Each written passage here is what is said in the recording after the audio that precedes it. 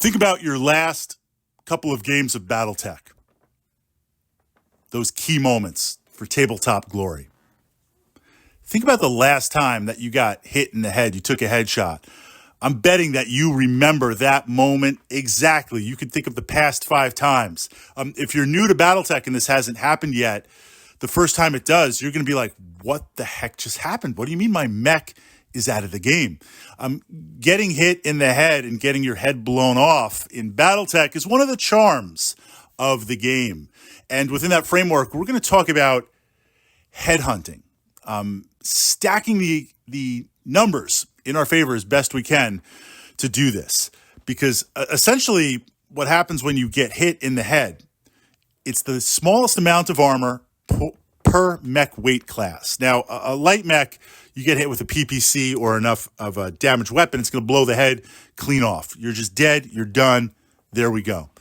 If you get into mediums, heavies, and assaults, you could take a hit, unless it's an autocannon 20, but there's other effects to possibly happen. The first effect, of course, is immediately going to internals and suffering a critical hit to possibly sensors, possibly life support, other elements. You also take a hit and have to make a pilot check where you could go night-night, right? The concussion takes that mech out for that turn. Then next turn, you got to see if you can come back. If you're playing in a campaign, you can only take so many hits before your mech warrior is killed. So there's this cascade of effects from I'm not happy, I got lucky, I'm still in the game, to I'm completely out of the game. So the two things that I want to do is set up for headhunting, and then if it happens, since I don't have control over the dice, I don't know what's going to happen, I want to be ideally surrounded as best I can to capitalize on that. And I'll give an example from a recent game. So the first thing, of course, is just firing enough weapons. We talk about this idea of redundancy in Battletech. If I fire off one PPC at you, I may hit, I may not. I can influence the hit. Maybe I don't run, walk, maybe I stand still, maybe I'm able to catch you outside of terrain, maybe I'm able to catch you without movement modifiers. I'm trying to position the best that I can. Then once I hit, we go to the chart. My chances of scoring a headshot, I'm assuming I've got that facing. Likewise, if I fire 2 or 3 PPCs, that increases the chance of it. Now, naturally, I'd like to hit with maximum damage, but don't underestimate firing a brace of medium lasers. Don't underestimate missiles. Being able to hit a mech, hit a machine with as much as you can, consistently for what you can. This is kind of like the opposite of crit seeking. And I feel like I need to sidebar just for a moment for the new mech warriors and mech commanders to the game of armored combat.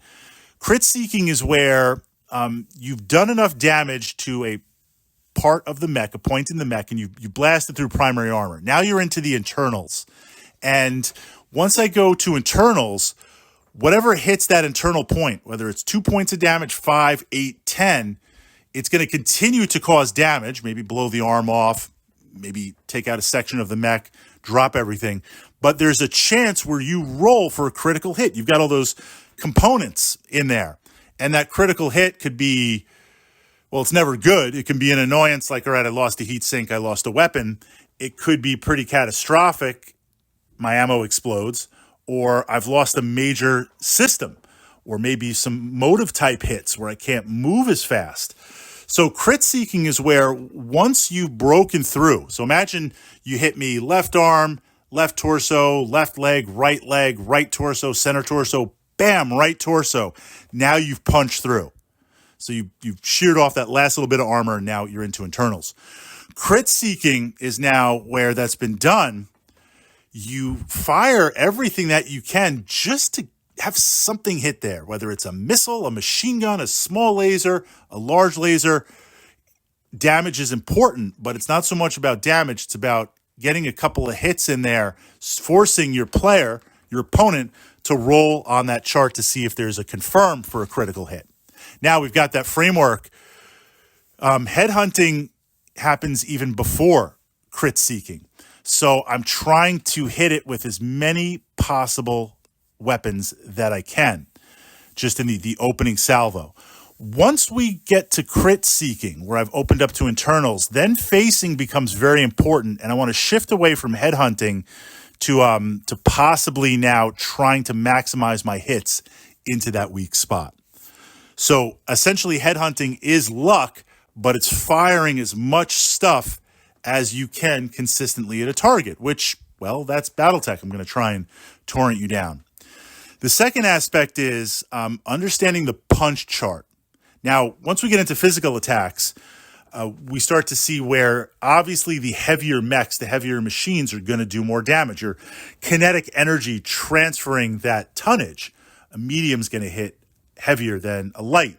A heavy and assault is going to hit lighter, heavier than a medium or a light mech. So just having a heavy or assault mech punching physical combat is very, very important. But with a medium or a light, don't discount that also, because if you're punching, that uses a different chart. That is a 1 in 6 chance for a headshot. I likey those odds. Never tell me the odds, but those odds we can work with. If I have a machine that I can punch 2 hits, that's very interesting. Don't forget, you can also hit rear armor. So if you have a chance to get to there, then that is actually really, really fantastic.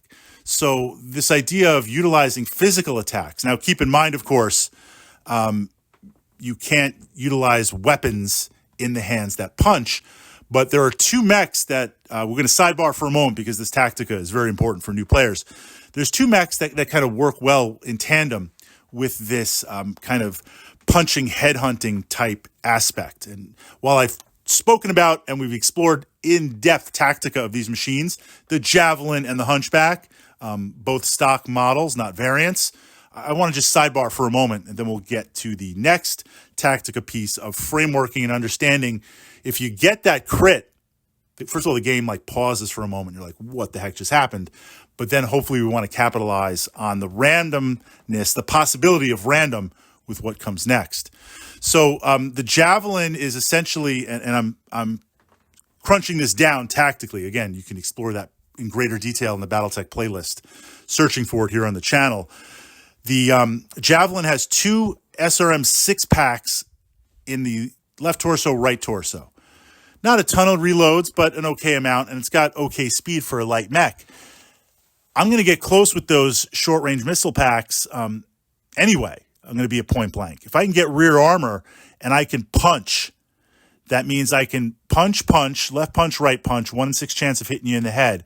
Fire off both of those missile packs. That's a spread. Hopefully hit some rear armor, center torso, left torso, right torso. It's a great machine for getting up there and doing that. Likewise, the Hunchback, autocannon 20 on a medium mech, battle value. Got to watch out for that. As soon as I'm in range, even if I need 12s to hit, I'm going to start firing it, because this might be my lucky day, right? And you're going to take notice. Even if you're like, what are the odds? Like 1 in 86 of Fritz hitting me? I'll roll. We'll see what happens, right? But the nature of the autocannon 20 means I want to get point blank. I want short range. I want to be standing still. Bam! It's only 1 shot. But if that connects anywhere, that's going to be super sad face for you.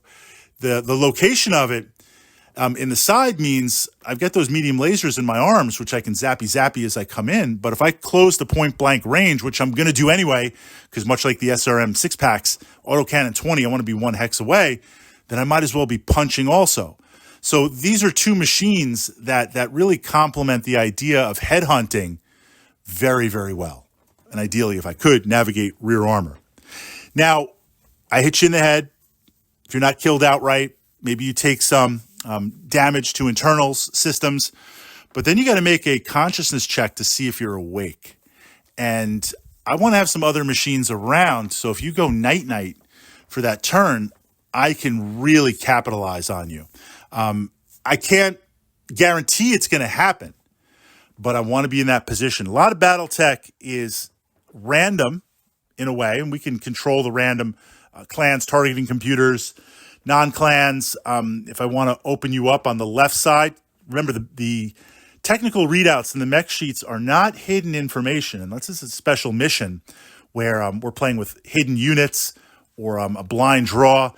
But for the most part, I know what's on the table. So I can ask you, either because I know as a mech warrior or I punch it up in the computer, I can ask you, well, that mech, can I see the readout for a second?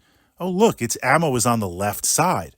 So as we move in the game, rather than facing head on, if I can take you on the left side, that increases the chances of hitting left torso. Facing and hitting left, center, right, rear is very, very important based on the loadout of the machine.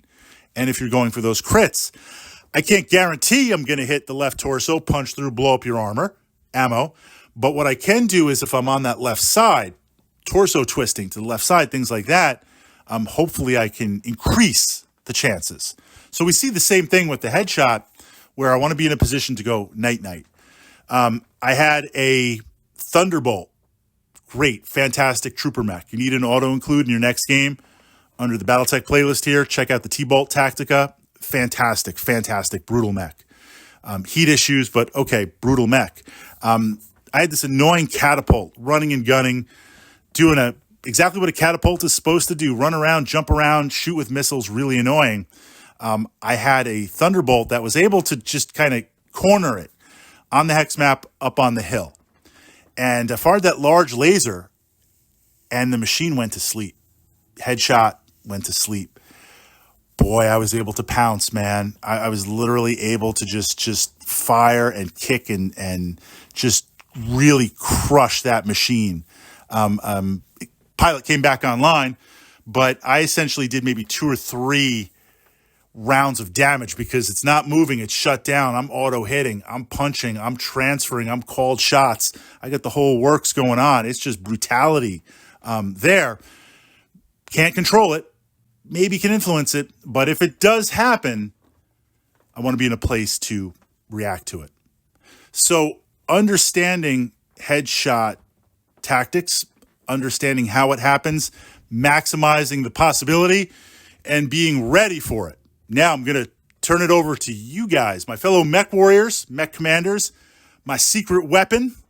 What machines in our sphere do you think excel at the potential of headshots? What machines should we be looking at to maximize that?